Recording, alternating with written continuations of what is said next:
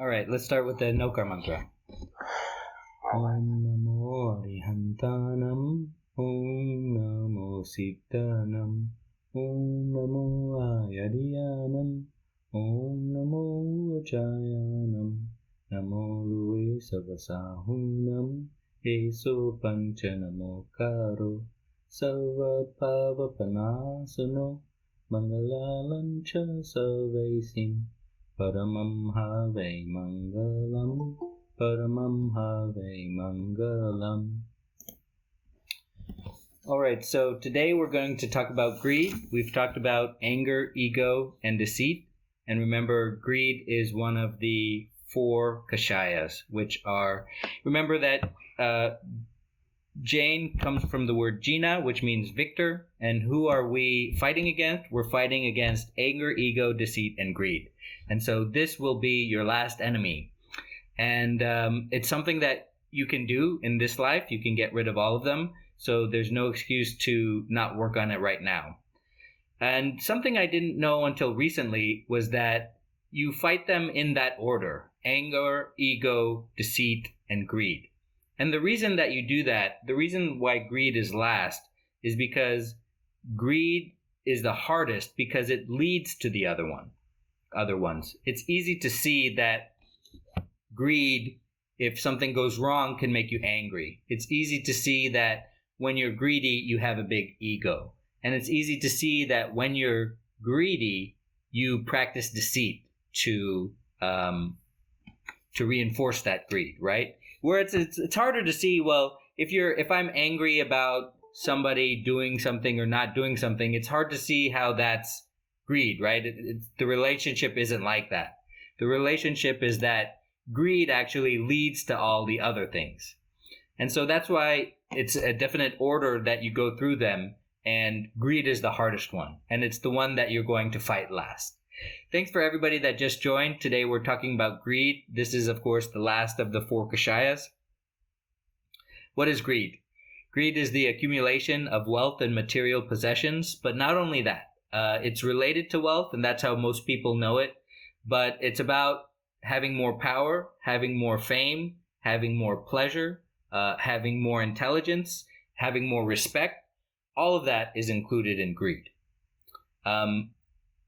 So greed is a dangerous passion because there's no end to it. Where there might be an end to anger, especially after some time passes, you'll automatically be less angry. But greed is a cycle of when you fulfill that greed, you become more greedy. And there's no end to your desires.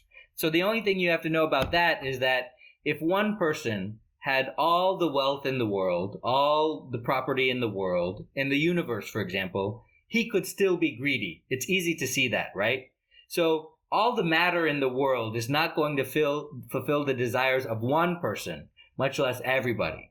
So it's easy to see how this can become out of control in a cycle. So how long does greed last? There are 4 types of lengths that greed lasts in you. And the book describes it as some greed is very mild, like a color that can be washed away by water. The next one is a mild greed that can be removed by soap and water. This type of greed takes weeks or months to get rid of. The first one takes hours or days to get rid of. The third type of greed is intense, and it's like a stain that requires special chemicals to remove. This type of greed takes months or years to get rid of. And the 4th type of greed is very intense, and the book describes it like a permanent dye. And this type of greed takes a lifetime or more to get rid of. Bhagwan Mahavir said, a greedy person cannot be satisfied even if he accumulates countless heaps of gold and silver, the size of Mount Kailash. Desires are limitless like space. You may annex the entire universe and you may acquire the wealth of the whole world, but even these will not be sufficient to satisfy your greed. Even that treasure will not be able to protect you from the miseries of the world. And that last sentence is key because it gets to the heart of why people are greedy. People are greedy and desire the accumulation of wealth because they're trying to protect themselves. They're trying to insulate themselves from hunger, they want shelter, they want basic needs, they want food, they want sex, they want all of our basic needs. And we realize that money is an important aspect to acquiring these things. But not only do they want basic needs, they want other things too. And as you accumulate these things, you start thinking, well, I am insulating myself, I'm protecting myself so I can have a better life, so I can be a better person. But it's not true, because those all can vanish in an instant along with the money. No matter how much you collect or how much you insulate yourselves, that doesn't guarantee you'll be happy. Believe it or not, rich people are very commonly depressed, very commonly have mental difficulties that we wouldn't even consider they should have, right? Because their wealth doesn't protect them from what's going on the inside. So there are 5 components to greed. Early negative experiences. Second is misconception about the nature of self. The third is a constant fear and sense of insecurity. The fourth is the maladaptive strategy to protect yourself. And the fifth is when you're an adult, you create a persona to mask all of these things. So let's talk about each in order. First, early negative experiences. So in childhood, we typically have insufficient or inadequate nurturing. And that could be that could come about in many different ways. For example, you may not get enough attention. You may not get enough of the survival things that you need, such as food and shelter. Okay, and it may not be your fault. It could be because your parents have died, or the family has run into monetary troubles. It's not always your fault, right? It probably isn't your fault. You may be living through a time of famine. Alternatively, even wealthy children of wealthy parents, they may be at work all the time and feel guilty about it and give their kids lots of gifts and money, right? So they're still getting insufficient love, right?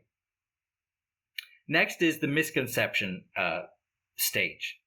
So when, as a child, you experience that lack, that deprivation, you internalize that your well-being depends on getting the things that you want. That is, you can't be a whole person, or there's a hole inside of you that you're trying to fill, and you constantly try to fill it. You believe things like, life is limited, there aren't enough resources for everyone. Or, I don't have enough because other people are taking my share, what's mine. You believe things like, once I have it all, then I'll never lack anything again. You believe things like, all I ever get are unsatisfactory things, nothing ever lives up to my standards, or I can't trust anyone else to give me what I need. I can't trust the earth, I can't trust my surroundings, I can't trust other people, I can only trust myself. Next is fear. The next stage of greed is fear. So based on those misconceptions that you have about the world, and which are based on the early negative experiences, you start living in fear. You start hoarding the things that you need. Sometimes it's food, sometimes it's attention, sometimes it's money. And so this is your coping strategy to deal with that fear. And that dovetails into the fourth one. You develop a maladaptive strategy to protect it. You obsessively seek your substitute for whatever you need. You're compulsive in acquiring it. You hoard it. And they go so far in some people as to you prevent other people from acquiring it. And you blame others when they don't provide enough for you. For example, food. You prevent others from acquiring food by stealing it from them, even though you don't need it, because you might need it later. And you blame others for failing to provide you enough. And so the fifth stage is when you're an adult. That is, you create a persona based on the previous 4 stages. And that's you create a persona that masks those insecurities inside of you. You don't think you're a selfish person. You don't think you're a greedy person. You don't think actually you're doing it for you. You think you're doing it for other people. You collect wealth for other people, for my family, typically is what we think of, right? wait, I have to do this for my family. My family depends on me, and I'm required to do this. And so we sublimate into that role, and in that respect, we become greedy. We criticize other people's greed or selfishness, and we obsessively pursue what we were in deficit for a lifetime. And the cycle is seeking, hunting, catching, hoarding, and winning. So this is the cycle of, for example, if you think of in early times when we were hunter-gatherers, this is an extremely positive feedback loop. This cycle of seeking, hunting, catching, hoarding, winning, right? Going out, hunting, returning, and everybody thinks you're great because you provided the tribe with food, right? So this greed taps into that cycle, and you feel very good about it. For example, if you are a businessman and you perform business deals, it's easy to see that you seek out a deal, you hunt the other party, you catch the deal, that is, you catch the other party, you steal the deal, you hoard your winnings, and you put the money in your bank account, right? And so because that taps into this hunter-gatherer thing, it's very addictive, and it's very hard to break. So questions about the 5 stages of greed that occur throughout a lifetime. Questions or comments about any of what we talked about so far?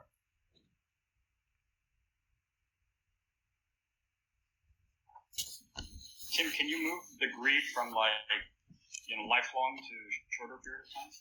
Absolutely. You can get rid of your greed in this lifetime. You can eliminate that greed within yourself in this lifetime. And so it is definitely possible to shorten the period of the cycle that we're talking about. Why are we all fascinated by others that have greed? Like if you ever watch TV shows like, the bad billions that are out on Netflix now, stuff, the Indian tycoon, the billions that they stole. It's the greed that they had to take that profit. And it's amazing how it becomes like number one on the list very quickly. Maybe it's new, okay, but it's interesting how American Greed, the show on CNBC, and there are a lot of these greed shows that people are always pulled to understand how someone else's greed was really too much greed, I guess. Right. The reason why we love that is, one, it's easy to relate to.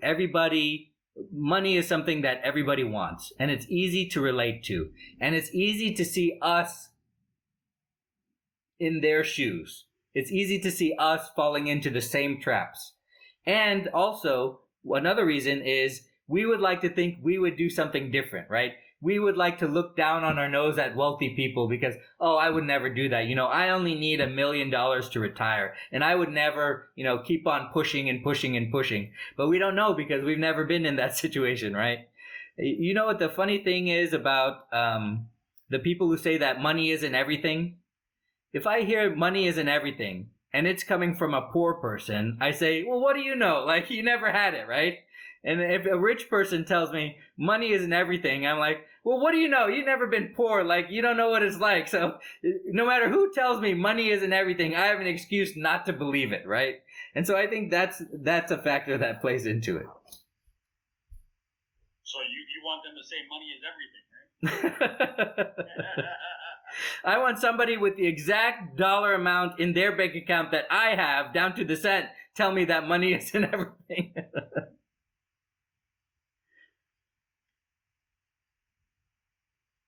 Okay, so let's talk. We talked about greed. We talked about why it's bad. I think you already know that. Now let's talk about how to beat it. That is, how to be Jains and how to conquer our enemy. So our primary weapon is called santosh, or contentment. That is, it means free your own self from requirements and desires. Contentment is a pure state of satisfaction, and remember, it's a quality of your soul. Okay? You are like this. You have this characteristic.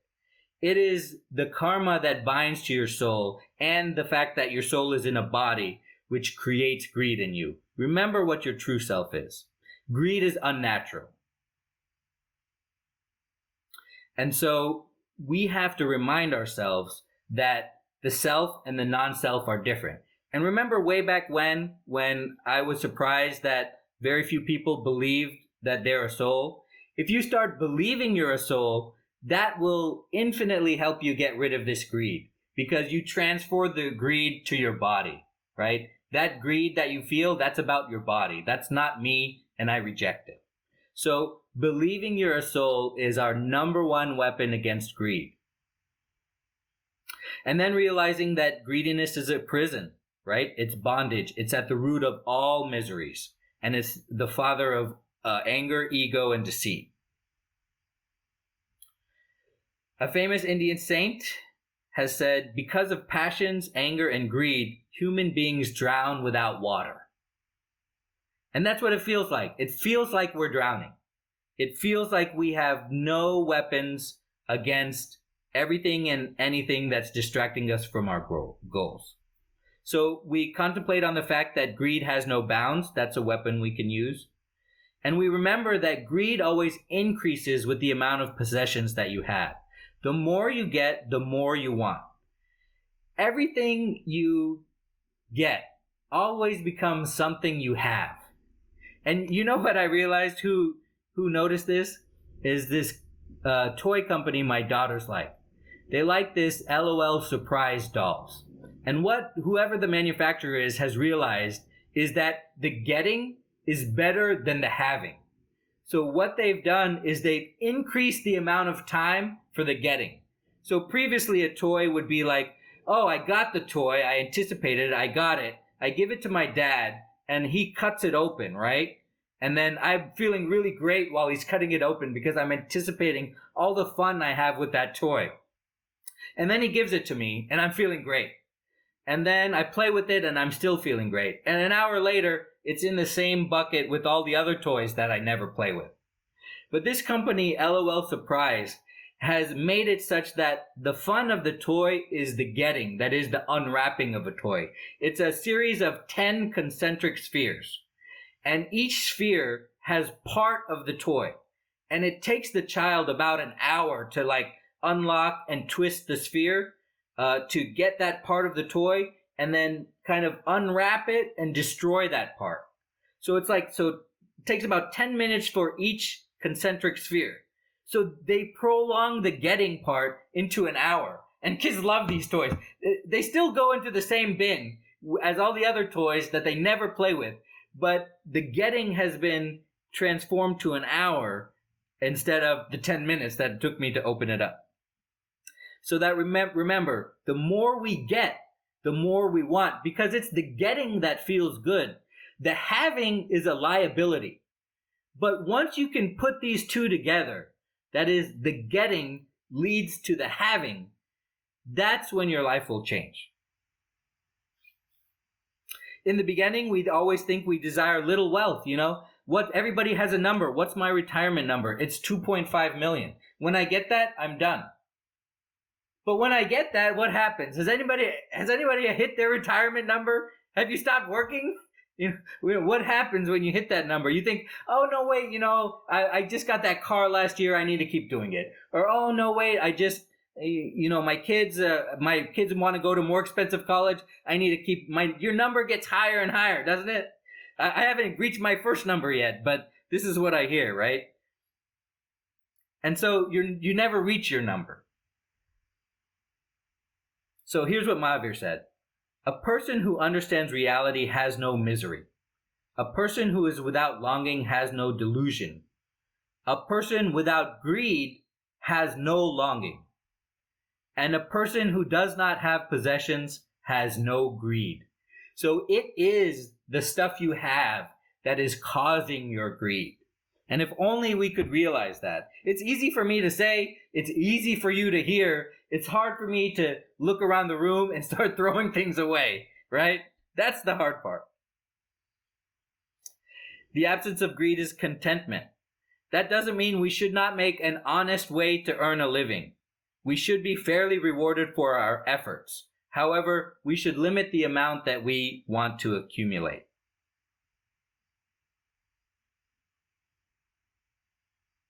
We should make proper use of our wealth, power, name, fame, knowledge, and relationships.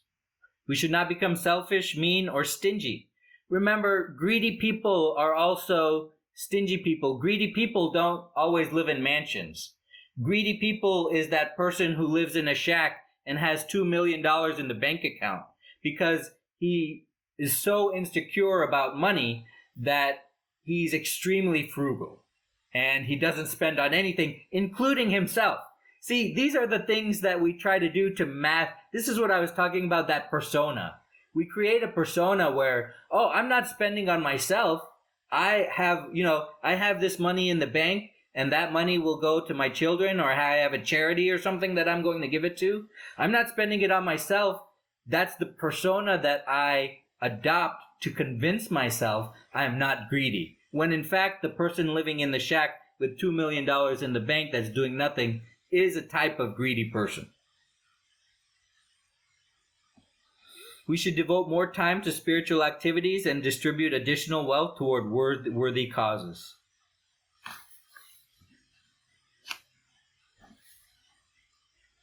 So questions about that?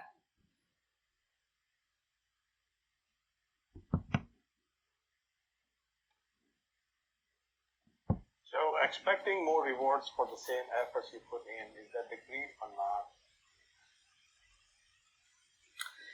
Give me an example. Is it like you're expecting better and better rewards for the same effort that you put in? Right. So when you have, for instance, I'm not talking about money. For instance, you are exercising, and you're putting the same 20 minutes of your effort to the same strength, and you want to see better medical results.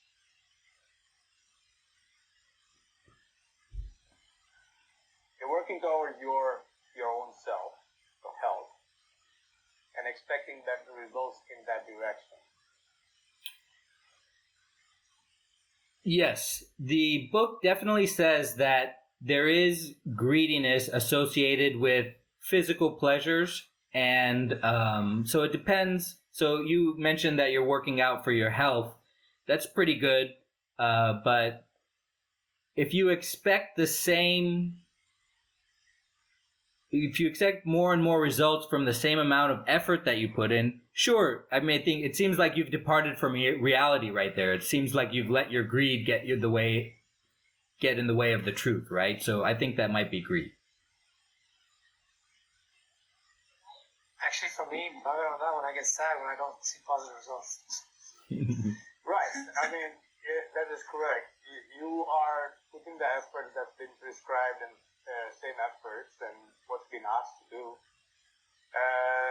But at the end of the day, the results are measured in your medical reports, which are not in favorable, or they have not moved the needle. So, obviously disappointment is there, but expecting better results while following the prescribed path, is that the greed or not? That's the simple question for me. So, Pavan, I can only tell you from my experience that when I decided that, hey, I had to do something, and I never did it, I thought that maybe walking a mile a day was going to help me. And so I started doing this mile a day. But that didn't really help me attain what I wanted to attain. So my expectation of what I wanted to attain was different than what that 20 minutes of time that I was spending to go do. Right. So there's a gap in expectations versus the reality. I understand that part. But when you're walking the same path as what's been prescribed to you, either it's a doctor... What I'm saying is, exercise is one of those things that, it's like lifting weights. If you lift 5 pounds the first day, you can't go back and lift 5 pounds 7 months later. Right, of course. Right. Like you have to step up your game. You have to build up. Right. Yeah. So, that's part of, I think, a mindset and greed. It's like, hey, I want to do something better for myself, and I'm going to put all the 110% effort every time, right? And and I'm going to increase that effort as I keep moving forward. Like Locus training for the marathon, right? Right. So she does this 2 mile, 3 mile, 4 mile run. So today I ran for 2 miles with her, right? Like I was like worked out and she's still going, right? But she's practicing for that, right? Right. He has a routine that he's trying to go do that, right? I don't know if I'm answering the question. I'm just, no. I mean, I get that. It's I completely understand if the efforts are not put in place or they're required to increase the effort in order to get that result. There is no doubt in my mind. But when you're walking the prescribed path, whatever is Lopa doing, let's say for that example, and if he's been told this is the path to take to get to where you want to be, and despite of doing everything what you do not get the same results. Is that having a higher expectation or having that expectation what was described before? Is that the greed that you should expect that, or you should always understand that you are coming short every single effort you put in place? I think it's more a motivational thing than greed. I mean, I don't know. I really greed a lot of money for some type of immediate wealth, right? Or benefit, And I don't see our health being immediate. Although we want everything immediate, this is kind of like an Ayurvedic way of getting you from A to B rather than a homeopathic way of getting you. Right. Yeah, and I'm not talking about immediate. Immediate meaning could be duration could be a different definition, right? You could have 6 months duration expectations. You could have months. You could have a year. So if you look at 4 years, what you've been asked to do, you've been doing for 4 years, and you still do not get where you are expecting to be at, would that consider as a greed or not? Anyway, yeah, I was just thinking about that. No problem. So let's say I'm rich. What should I do? The book says, by utilizing my excess wealth in philanthropic activities, I can properly resist the feeling of hostility directed against me by the unemployed and the poor. By renouncing excessive luxury, inordinate worldly pleasures, and properly limiting my needs, I can utilize my excess wealth for the good of the society, which is beneficial to me, myself, the rich themselves, and the entire society as well. So that's right, because rich people try to insulate themselves from poor people because they will feel that hostility directed at them. And that's why they live in gated communities, or that's why they live in zip codes where buses don't go, or that's why they live in a number of ways, right? So by resisting my greed, I can make my life better as well as society in general better. So what is the best way to resist greed? That is to give charity or dan. And there are 4 types of charity. Ahar dan, which is the gift of food. Ashuadi dan, which is the gift of medicines or helping the sick. Abhay dan, which is the gift of shelter to living beings who are at risk of their life, or providing people or living beings from providing them with protection from danger, attack, or threat. And Vidyadan, which is the gift of books or imparting knowledge or helping educational institutions. So these are the types of charity that are weapons against greed. According to the Tattvartha Sutra, remember we did an intro to that book. Charity is the giving of one's belongings for the good of oneself and of others. So remember that when you perform charity, you're doing something for yourself. Such charity or gifts are always recommended because in giving one's belonging to others, one exercises control over his greed, which is a form of himsa. So greed is a form of himsa. And we talked about this when we talked about, well, why is Jainism the religion of ahimsa, and why does ahimsa seem to take over everything? Why isn't it just one of the 5 vows, whereas now we seem to think of it as the all-encompassing vow? because everything is defined as himsa, including greed. Dan is recommended in the celebrated standard sacred Jain text of the Pushartha Siddha Upaya, which says, in giving a gift, one gets over greed, which is a form of himsa, and hence gifts made to worthy recipients amount to a renunciation of himsa. Why a person should be not called greedy if he does not give gifts to a guest who visits his home. It means that the practice of giving gifts is tantamount to the practice of ahimsa. Okay, so now it's not only a weapon, charity is not only a weapon that you can use to fight greediness, you're now considered greedy or performing himsa if you don't perform charity, right? If you don't do these things. So you kind of see a kind of definition creep of greed and himsa here. So questions or comments about any of that? I have another topic we can get to. So questions or comments about anything about greed before we move to another topic? He's expecting moksha this in this life is greed. That's right. So there is such a thing as greediness in spiritual endeavors. And the antidote to that is the truth. That is, we understand the right path and what it takes to get there. You can expect, just like Bhavin was saying, expecting more than what you put in. That's I think in this respect is a more clear-cut case of greed as regarding relative to the exercise example where it's less clear-cut. And expecting, certainly the trap that a lot of people fall into is they say, I am doing my best. I adopt a persona that masks my greed. And that persona is, I'm doing my best spiritually that I can. And then we use that as an excuse to perhaps look down on other people, which is ego. Or we use that as an excuse to get angry at people, particularly our kids, who are not there yet. And so we see how that spiritual greed, I'll call it, leads to anger, right? And certainly there is that trap that we can fall into of using our spiritual path as greediness. That's a very great point.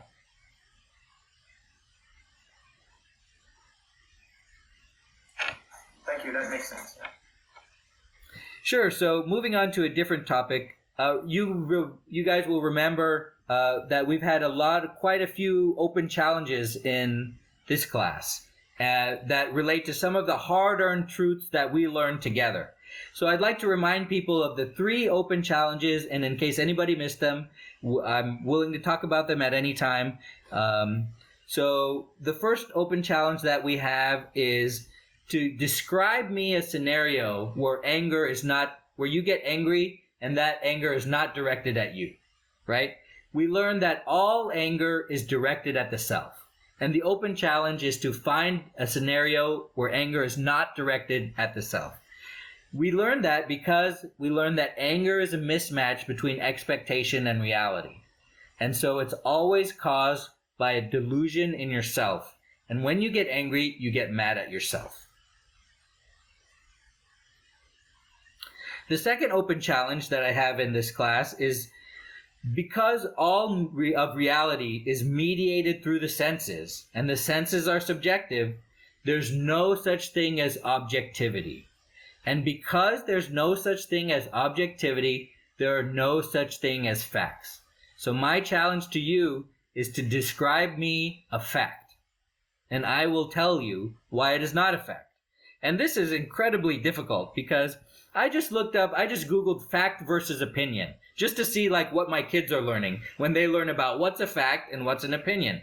And then the first 5 hits, I saw 3 things that were presented as fact that were opinions. Here they are. This is a color blue. Well, that's not a fact because it turns out actually that color is turquoise, right? Here's another fact. Austin is the capital of Texas. Well, how is that a fact? Well, I read it in a book. Well, can't books make mistakes? Can't even the same falsity be perpetuated in thousands upon millions of books? Of course. We've all seen that examples. So just because you read it in the book doesn't make it a fact, okay? So another fact, 1 + 1 is 2. This is really common because people think they can seek refuge in math to provide the evidence of a fact, because it's somehow not a perception that is mediated by our senses. But 1 + 1 is not 2. 1 + 1 in binary is 1-0. And with abstract rules, with abstract math, the rules of the game are predefined. So math is defined as 1 + 1 = 2, and people present it as some kind of fact. But that's just the definition of what 1 is, and what plus is, and what 1 is, and what 2 is, which makes it a tautology. And tautologies aren't facts. So that's my second open challenge to the class, is describe me a fact, what you think is a fact, and I'll tell you why it is not a fact, because the entirety of reality is mediated through our senses. And the third one is that all strengths are weaknesses, and all weaknesses are strengths. It kind of dovetails with the second one. If you call somebody indecisive, I will call that person thoughtful. That's actually a strength. If you call that person decisive, I will call that person impulsive. That's actually a weakness. If you call that person impulsive, that's a weakness. I will call that person intuitive, and that's a strength. So there are no such things. All of your strengths are weaknesses, and all of your weaknesses are strengths, and they're the opposite side of the same coin. And it's important to understand that example, what opposite sides of the same coin mean. That means you can't have one without the other. Okay? And it's important to understand that because it occurs so often in our lives. Credit is the opposite side of the coin of debt.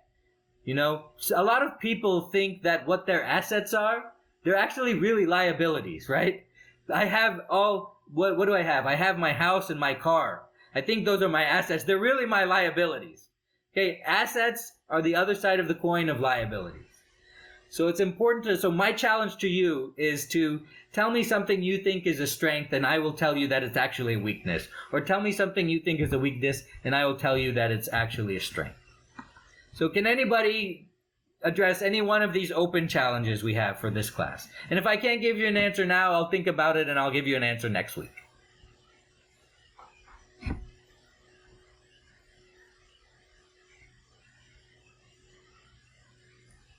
Samir, I don't have an example, but isn't the third item Anikantwad? Yes. So the third, so Anikantwad, you're stating is a strength, right? No, what I'm saying is Anikantwad, right? Everything, it can have multiple views about it. Right. You can say it one way, the other person can say it the other way, and the third person can say it the third way. Right. There is no one truth. There's multiple truths, and it just depends upon which angle, perception, or what is looking for. And I don't think we'll be able to come up with a solid example because these are actually the facts than anything else. These three statements, that your strength is your weakness, there is no such thing as objectivity, and anger is self-directed. I think maybe these are the truths. Let me ask you. Here's an example where anger is self-directed. I think that's true. Is that a fact? I think it's a fact. So there are things that are true that are not facts, right?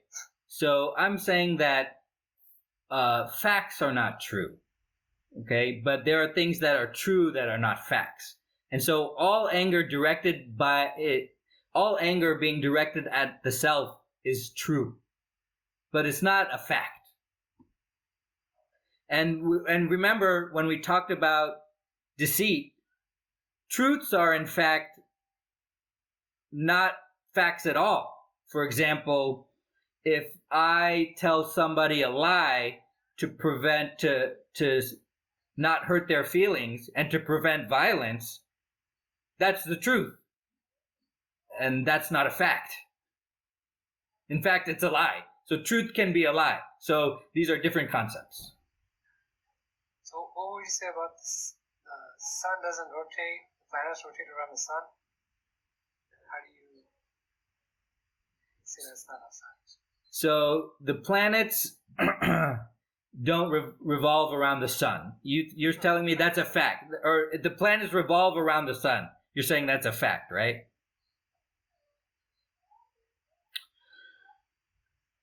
Well, in truth, that whole solar system is moving together, right? And the whole solar system is moving throughout the galaxy.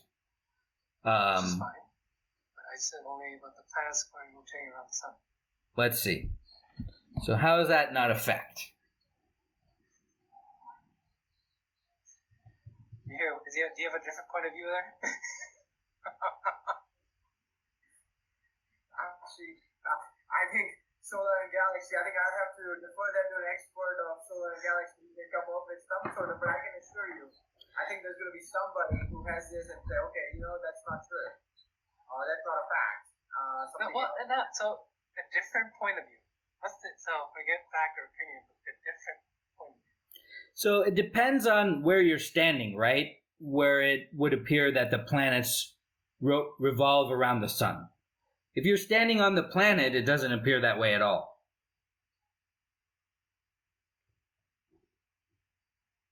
It's only if you're looking at it from a certain point of view that it appears that way.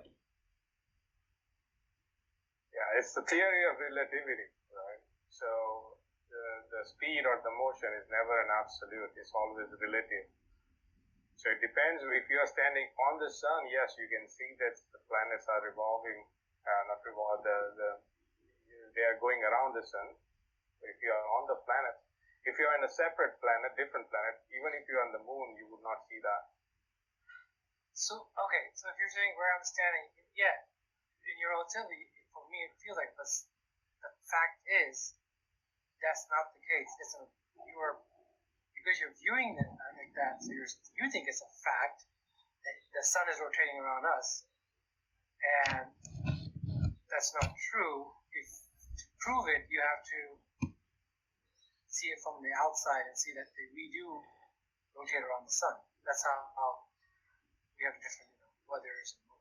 So how do you know that the planets revolve around the sun?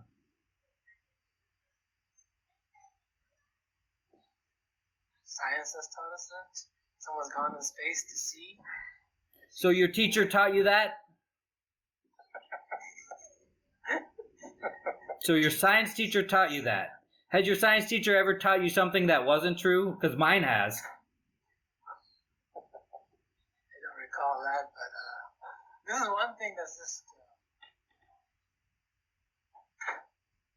So right now we are in the motion too, but we can't see that, we can't feel it, we can't understand it, right? I mean, if you think about it, you are actually on the planet which is moving 26,000 kilometers per hour, whatever it is. So we don't feel that, we don't sense that. But it is the truth, or I would say it is a fact. But how is it a fact? Because you believe your science teacher, right? Or you believe the book that told it to you. True. So in order to believe anything, you have to sense it first, or when do you start believing in anything? You believe things that are true. You don't believe facts, because there's no such thing as facts. Because you read it in a book that the planets revolve around the sun. So now you believe it. Or you believe it because everybody in your life says so. But everybody in a lot of people's lives say things that aren't true, and they believe it. Or you believe it because an authority figure told it to you. But authority figures have been known to tell people things that aren't true.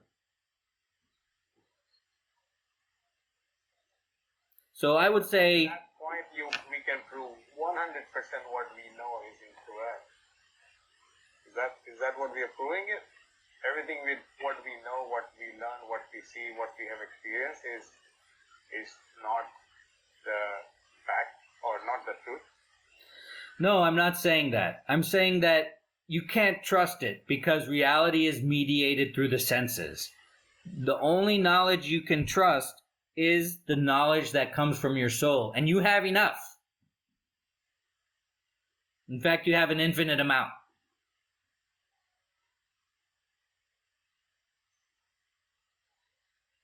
Okay, so did I meet this challenge? Did I convince you that it wasn't a fact that the planets revolve around the sun?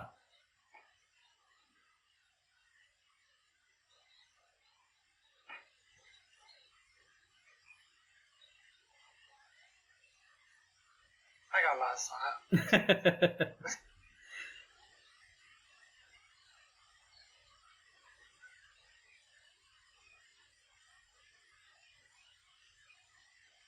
I think the key to focus on is how do we know that a fact is true?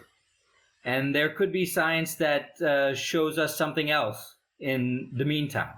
You know what a good example is? People have a real distrust of this theory of this many worlds interpretation, right? The fact that there might be infinite universes. But why? Okay, first we thought that there was only the Earth. Okay, so every time that mankind has determined that he is special, he's always been disproved by science. So first we thought we were special because there was only the Earth. But then we realized there's other planets. And then we thought we were special because there's only the solar system. And then we realized there's other planets outside the solar system. And then we thought we were special because we thought the whole universe revolved around us. But in fact, the Earth revolves around the sun, apparently. Okay, and then we thought we were special because of we have the only planet in the right zone for life, which requires water. But it turns out we're not special. Okay, now what do we think we're special? We think we're special because this is the only universe. Well, if we were wrong the previous 10 times and our intuition was wrong, why is this seemingly impossible situation, why are we rejecting it based on our intuition that there's not more than one universe, right? That there's in fact many worlds. So it based on induction, it kind of seems like the many worlds theory is true. Because every time we thought we were a big deal, we've been proven wrong. And if we think that we're a big deal by being the only universe, we're probably wrong.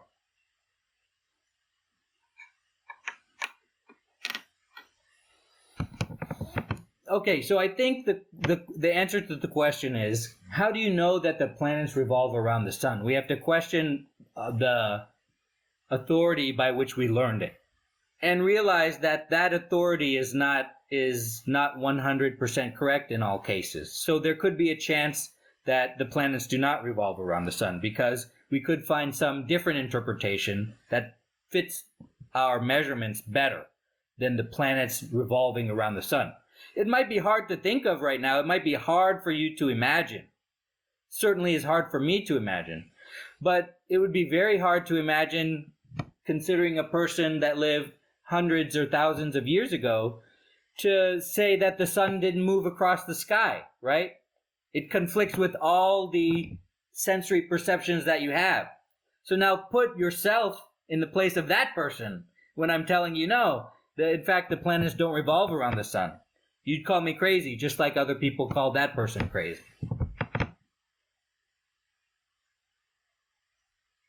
So questions or comments about any of the open challenges we have so far?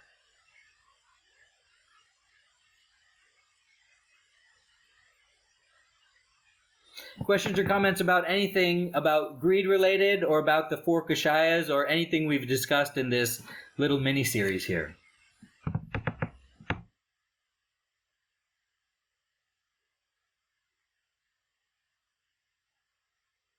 Okay. Thank you, everybody. Thank you, everybody, for attending this week. I really appreciate your continued attendance.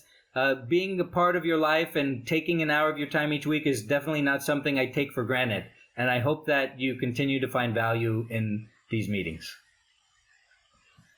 Thank you so much, Tammy. Appreciate it. Thank you, Jimmy.